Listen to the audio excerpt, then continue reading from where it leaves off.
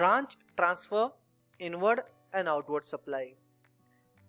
तो सवाल यह आता है कि अगर हम ब्रांच ट्रांसफर करते हैं तो क्या हमें जीएसटी चार्ज करना है? तो इसका आंसर है कि डिपेंड करता है कि आपका ब्रांच क्या with in same state available है या फिर किसी दूसरे स्टेट में अवेलेबल है। अगर विद इन सेम स्टेट में ही अगर आपका ब्रांच है तो इस केस में कोई भी जीएसटी अप्लीकेबल नहीं है, बिकॉज कंजम्पशन स्टेट तो सेम होगा। एग्जाम्पल के तौर पे मुंबई महाराष्ट्र से प्रोडक्ट आप ट्रांसफर करते हो अपने दूसरे ब्रांच पुणे महाराष्ट्र, तो प्रोडक्ट आपका पुणे महाराष्ट्र में ही है, तो ऐसे केस में कोई भी जीएसटी चार्ज करने की जरूरत नहीं है। बट अगर बात करें कि अगर वही प्रोडक्ट आपका दूसरे ब्रांच यानी कि out of state Gujarat, Rajasthan, Karnataka, Kerala किसी और स्टेट में चला जाता है, इवन तो आपके ब्रांच में ही गया बट स्टेट चेंज हो गया, तो जैसे हमें पता है कि GST is a consumption based tax, तो प्रोडक्ट का कंजम्पशन दूसरे स्टेट में होने वाला है तो डेफिनेटली उसका input tax credit benefit particular state को मिलना चाहिए। तो इसका मतलब ये हो गया कि अगर आपका दूसरी ब्रांच आपका दूसरा स्टेट में अवेलेबल है तो वहां पे आपको जीएसटी तो चार्ज करना ही करना है। वही चीज हम इस वीडियो में डिस्कस करेंगे। Company receive following goods from Jaipur branch, हमें यानी कि हमारी कंपनी जो कि महाराष्ट्र में है उन्हें प्रोडक्ट रिसीव हुआ है हमारे दूसरे ब्रांच जयपुर से 25 जुलाई। इनवॉइस का डिटेल कुछ इस प्रकार है। ये हमारा जयपुर ब्रांच है, यही हमारा मुंबई ब्रांच है यानी कि मुंबई हेड ऑफिस है जहां पे हम सारी एंट्री अभी तक रिकॉर्ड कर रहे हैं। हमें जयपुर ब्रांच से मुंबई ब्रांच को कुछ प्रोडक्ट रिसीव हुए हैं 4,20,000 प्लस उस पे 18% जीएसटी ये हमने पे कर दिया है। यानी कि राजस्थान जयपुर ब्रांच ये अमाउंट हमसे कलेक्ट करेंगे और ये अमाउंट राजस्थान गवर्नमेंट के अकाउंट, माफ कीजिएगा सेंट्रल गवर्नमेंट, और इसका बेनिफिट महाराष्ट्र गवर्नमेंट को मिल जाएगा बिकॉज प्रोडक्ट कहां पर आ रहा है, जयपुर टू महाराष्ट्र। तो ये एंट्री हमें रिकॉर्ड करनी है। तो इस एंट्री को रिकॉर्ड किस तरह से करेंगे, चलिए हम टैली में इसकी एंट्री रिकॉर्ड करते हैं। टैली में एंट्री रिकॉर्ड करने के लिए from gateway of tally voucher purchase की एंट्री हमें रिकॉर्ड करनी है। ये सप्लायर का इनवॉइस नंबर यानी हमारे ब्रांच का इनवॉइस नंबर। हमें जब हमारा ब्रांच दूसरे स्टेट से हमें प्रोडक्ट सप्लाई करेगा तो वो ब्रांच ट्रांसफर की जो इनवॉइस कॉपी होगी वो as a tax invoice copy ही रेज किया जाएगा बिकॉज वहां पे टैक्स इंक्लूडेड होता है। सप्लायर में हमारे ब्रांच का नाम द समत एकेडमी प्राइवेट लिमिटेड, और आप इसको सेग्रीगेट करने के लिए जेपी यानी कि जयपुर ब्रांच के तौर पे यहाँ पे डिफाइन कर सकते हैं। ग्रुप क्या होगा, सप्लायर नहीं है, क्रेडिटर नहीं है, डेटर नहीं है, बट आप यहाँ पे as a branch and division यहाँ पे मेंशन कर सकते हैं। पार्टी है राजस्थान की, दैट इज हमारा ब्रांच राजस्थान, वहां का जीएसटी रजिस्ट्रेशन नंबर ये रहा, दैट इज स्टार्टिंग विद 08। हमने परचेस नहीं किया बल्कि हमारा देखा जाए तो ब्रांच ट्रांसफर है, तो आप यहाँ पे ब्रांच ट्रांसफर इन या फिर आउट आप जैसा भी क्रिएट करना चाहो क्रिएट कर सकते हो। ब्रांच ट्रांसफर की एंट्री अगर आप एंट्री करते हो तो ऑब्वियस बात है ये डेबिट साइड में आएगा बिकॉज प्रोडक्ट इनवर्ड हो रहा है।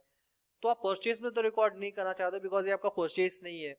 तो अगर आप चाहते हो कि मैं इसको अलग रिपोर्ट में व्यू करूं कि मैंने कितने ब्रांच ट्रांसफर इन किए हुए हैं, तो आप यहाँ पे ग्रुप बना सकते हो, ब्रांच ट्रांसफर इनवर्ड, यानी कि आपके ये इनवर्ड सप्लाई है, इसको ग्रुप दे देना है आपको as a primary.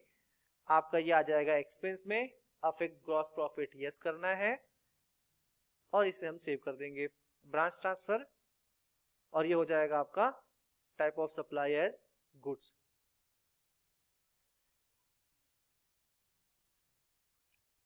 Branch transfer की जो लेजर है वो हमें यहाँ पे रिफ्लेक्ट नहीं कर रहा है, उसके पीछे रीजन ये है कि हमने एक ऑप्शन वहां पे इनेबल नहीं किया।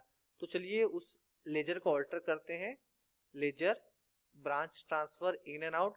जो ये लेजर हमने क्रिएट किया यहाँ पे हमें इंफॉर्मेशन एक इनेबल करना मिस हो गया जो कि था inventory value affected as yes करना है। यहाँ पे देख सकते हो इसे हमने नो कर रखा है, इसे हम यस कर देते हैं, inventory value affected as yes, और ये गुड्स। अब हम एंट्री रिकॉर्ड करेंगे, ये इनवॉइस नंबर, ब्रांच यहाँ पर आ जाएगा branch transfer in and out, जो हमने अभी लेजर क्रिएट किया था।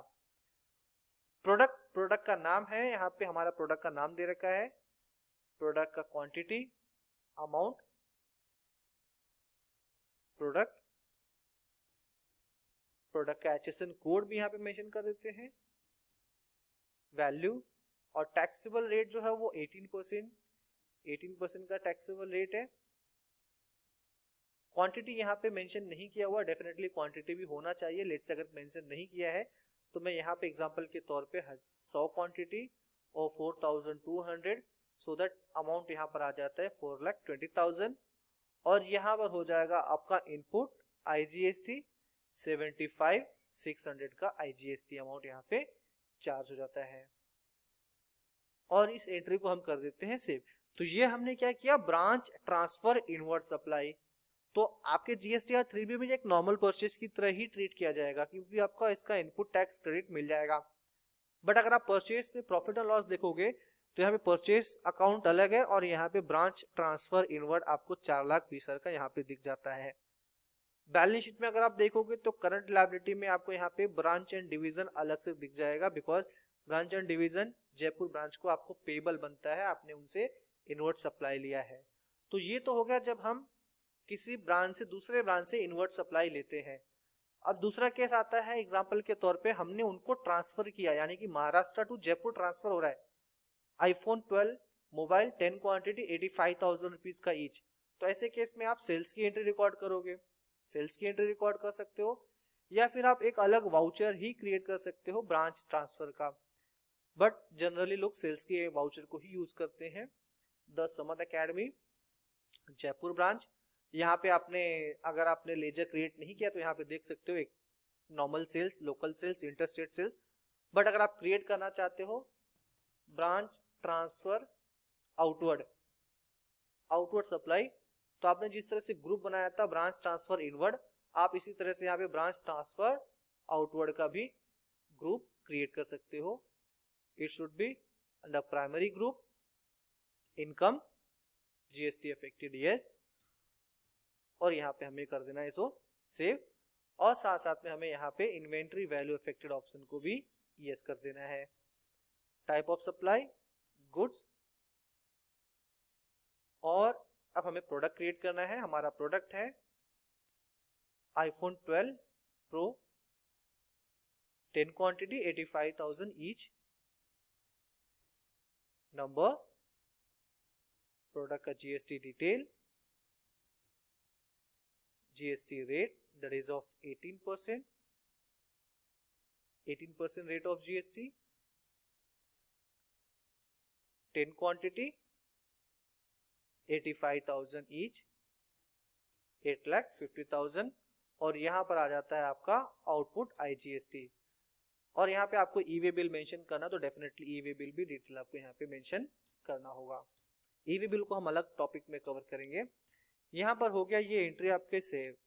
तो ये एंट्री आपकी नॉर्मल B2B की एंट्री ही अकाउंट होगी, बिकॉज ये एक तरह का नॉर्मल सेल्स रिपोर्ट के लिए देखा जाए तो नॉर्मल सेल्स है, जहाँ पे आपने एंट्री रिकॉर्ड कर ली GSTR 1 में। आप यहाँ पे देखना चाहो तो B2B में आ जाता है, यहाँ पे 10 समाज एकेडमी को आपने सेल किया है B2B ट्रांजेक्शन में।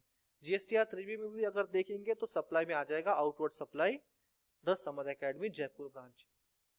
बट अब बात आती है प्रॉफिट एंड लॉस की, तो देखिए यहाँ पे ब्रांच ट्रांसफर आउटवर्ड और यहाँ पर ब्रांच ट्रांसफर इनवर्ड, बिकॉज ये सेल्स या परचेस नहीं है।